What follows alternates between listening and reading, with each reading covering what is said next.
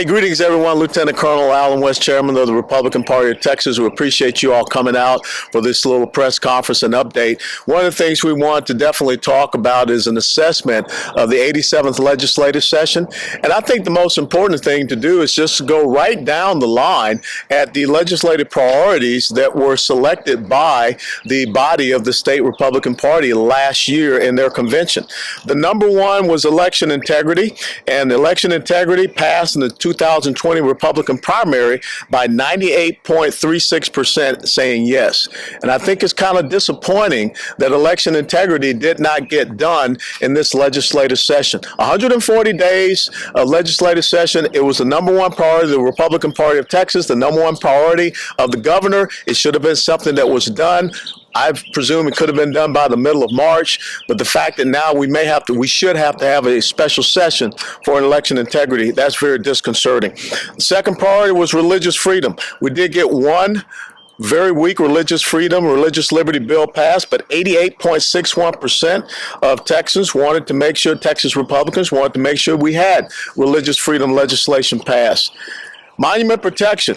2020, 97.3% of Texas Republicans wanted something to protect our monuments. All monuments and markers in our state shall be protected by law from being removed, defaced, destroyed, or otherwise dishonored. No piece of legislation relating to monument protection was passed. I don't even think it got out of the committee. Number 4, child and gender modification. Abolish the following practices for minors: intervention to prevent natural progression of puberty, administration of opposite sex hormones, and performance of any type of gender reassignment surgery. 94.57% of Texas Republicans wanted to see the end of the practice of child gender modification. And both of the pieces of legislation out of the Senate, out of the House, failed. So in other words, we will continue to allow chemical and surgical castration of children in the state of Texas. Unacceptable. Number 5, constitutional carry. Restore legal Texas firearm owners' rights to carry them openly or concealed without a permit while maintaining the option of a permit for reciprocity purposes. We thank the legislature because that did pass the House and the Senate, 1927. As a matter of fact, we are in the district right now of State Representative Schaefer, and we want to send him a big shout out. This is something that you have to understand very simply. There's only one permit you need to be able to have a weapon, and that's your permit right there, the United States Constitution, after you pass a 4473 background check. And so we are humbled and honored. The constitutional carry did pass, and we're just awaiting the governor's signature. The abolition of abortion. Abolish abortion by ensuring the right to life and equal protection of the laws to all preborn children from the moment of fertilization. 68% of Republicans in the primary support that. Now, I will tell you, hats off to the city of Lubbock. Lubbock is now the largest sanctuary city for life in the United States of America. So what we did not get accomplished as a legislature, they did get accomplished in Lubbock, Texas. But we are thankful for the heartbeat bill, recognizing that when the heartbeat does begin, we will not allow that life to be killed. Number 7, school choice for all. Empower parents and guardians to choose from public, private, charter, or homeschool options for their children's education using tax credits or exemptions without government restraint or inclusion. 79% of Republican primary voters supported school choice for all. School choice did not get passed out of committee. Banning taxpayer-funded lobbying. Abolish all forms of taxpayer-funded lobbying. 94.29% of Republican primary voters supported that. Taxpayer-funded lobbying did not get out of committee.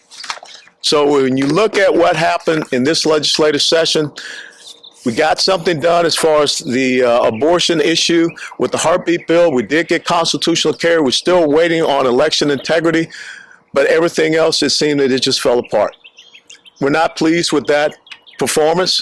These people here, the grassroots conservatives and the Republicans here in Texas, worked real hard to make sure that we had a strong majority in our Texas State House, 83-67, and our Texas State Senate, 18-13. The Democrats spent over $200 million to try to flip Texas. They were not successful in doing so. But it's very discouraging to the people that voted for Republicans in Texas to go out and get past these legislative priorities and look at the result. So that's the big concern that we have going forward. And I'll be followed by our Legislative Priorities Committee Chairwoman, Jill Glover, to add even more detail. Thank you, Chairman. Well, good morning. I would really like to thank our chairman, Lieutenant Colonel Allen West. We have never had a party chair who has elevated and empowered our Legislative Priorities Committee as much as he has. He has educated our grassroots about what our legislative priorities are, and he has really worked hard to get those passed. As he said, we are disappointed that we didn't get them all passed. You know, when you think about it, the governor has received 1,000 bills on his desk from this legislative session. We had 8 priorities, not very many, right? 8 simple priorities that reflect our Republican Party platform that is based on limited government and individual liberties. And as he indicated, we got constitutional carry and a little bit of heartbeat, or a little bit of abolish abortion with the heartbeat bill. So we are disappointed. We worked very hard. I will say that the real thanks goes to our grassroots. This session, we had thousands and probably hundreds of thousands of Texans across the state of Texas who knew about our priorities, who made phone calls, who sent emails, and who came to the Capitol in support of these priorities. And I am dismayed and deeply disappointed that our number one priority, which is protecting the integrity of our elections, was not passed. And frankly, it's a puzzle. Our governor indicated that this was an emergency item for him, so we could have done this at the beginning of the session. We had plenty of time, and yet at the last minute, this particular priority failed. So we absolutely look forward to a special session. We ask the governor to please put the rest of our priority items in the call for the special session. The other one that is particularly appalling and disappointing to me is that we did not protect children, minors under the age of 18, from forced or from sterilization that they're not able to consent to, or from medical butchery, from attempts to approximate the opposite sex with gender modification.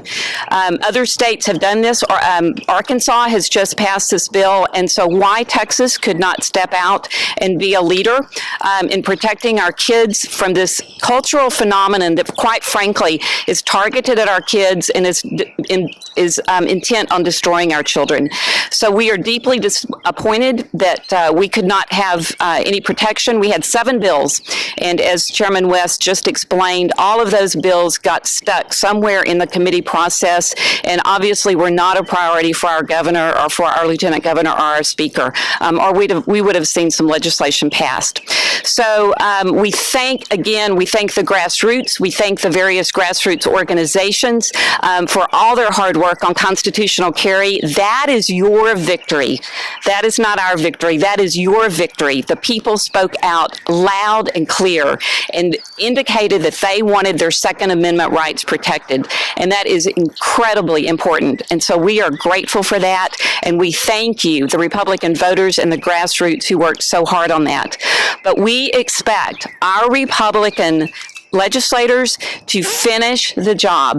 They need to go back, finish the job, get the rest of these priorities passed, and represent us as they said that they would. They represent themselves as Republicans, and we ask that they finish the job. Thank you so much. All right, what are your questions? Chairman, you announced your resignation this morning. Can you tell us a little more about what's next for you? You can run for statewide office. You know what? That's one of the things I have to go to the Lord in prayer. I would be very disingenuous with so many people that have asked me to consider something that I would, as you know, Jill just talked about. You don't disrespect the grassroots people. You don't disrespect Texans. You take into consideration what they're asking you to do. I have a servant's heart. That goes all the way back to my dad, who served in World War II, my older brother in Vietnam, myself, my nephew. That's what we do in our family. And many men from Georgia and many men from Tennessee came here to serve the great state of Texas, and so we're going to consider that. Is there a specific statewide office you're thinking about? Oh, I don't know, maybe dog catcher. Land Commissioner, one of them? You know, we will make sure that we will let you know when we want you to know. You're keeping all statewide offices on the table at this point? Well, why not? Maybe something even congressional. because I do live in Texas 32, and there's a guy in Texas 32 that I really don't care for being my congressional representative. Do you have a timeline on when you're going to make a decision? My timeline is in my head, and it's not in yours yet. Okay. Why after roughly a year as chairman in one session, you felt now was a good time to leave the job? Well, I mean, when you look at it, we've been through a very big national level election. We've been through a legislative session. We had a great success in the municipal level elections. I think our financial position is very strong. And so there's a window of opportunity for you to consider something like this. And I don't want to have a conflict of interest and focusing on that and not being able to fully give myself 110% to the Republican Party of Texas. So I would rather be able to step aside from this and focus and make sure that I can continue on service maybe in a different way.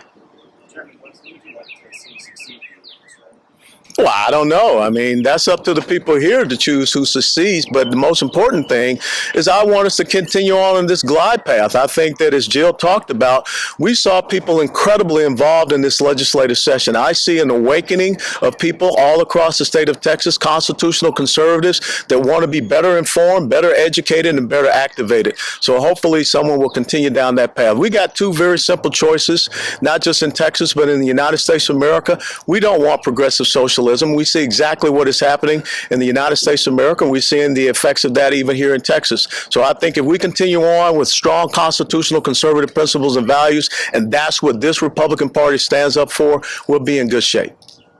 Now, I know you said you don't have keeping all your options open, but is maybe contender or president potentially on the table in the future? I thought you liked me. Why would you want me to go to Washington, D.C.? Now, look, it's very funny that, every day I have my Bible study and my Bible reading, and today it was one of my favorite verses. It was Proverbs 3:5-6. It says, trust in the Lord with all thy heart, lean not upon your own understanding. In all your ways acknowledge him, and he'll make your path straight. So I'll be in consult with my Heavenly Father, and also with my wife and my daughters and my brand new grandson, and we'll see what they want. Would you run against a statewide official who's already been endorsed by President Trump? I don't serve President Trump. I serve God, country, and Texas. So that does not affect me whatsoever. What do you think of the idea of having the chairmanship of the party be something that's voted on during the primary as opposed to selected by the members of the party? Well, I think that that's a big disrespect to the people here of the Republican Executive Committee and the delegates to go to our convention. And as long as you have an open primary and understand that what was proposed was only for Republicans, it wasn't for Democrats. I don't understand why. But if you have an open primary, I think the last thing that these Republicans in Texas want are some Democrats coming in and influence their party leadership. Do you think enough Democrats would that would have an effect? I think that if you give people an opportunity to do something, that's pretty dumb. You became chairman in 2020, and so you held this role for a pretty short amount of time. What are you looking at people in this position? That I gave my all, and that as I traveled all across the great state of Texas, that I was about encouraging people, and that I was always trying to deliver a positive principle message, and that my word was my bond. Do you think that the lack of success at the legislature, getting your 8 priorities passed, is reflective on either you or party leadership? It's reflected on the people that knew exactly what the grassroots and the people of the Republican Party wanted. The fact that they did not want to get those pieces of legislation passed, I think that's on them. The onus is on them. And they're going to have to explain that when they come back and they stand before these people. All right, anybody else? Thanks for coming out. Have a great day.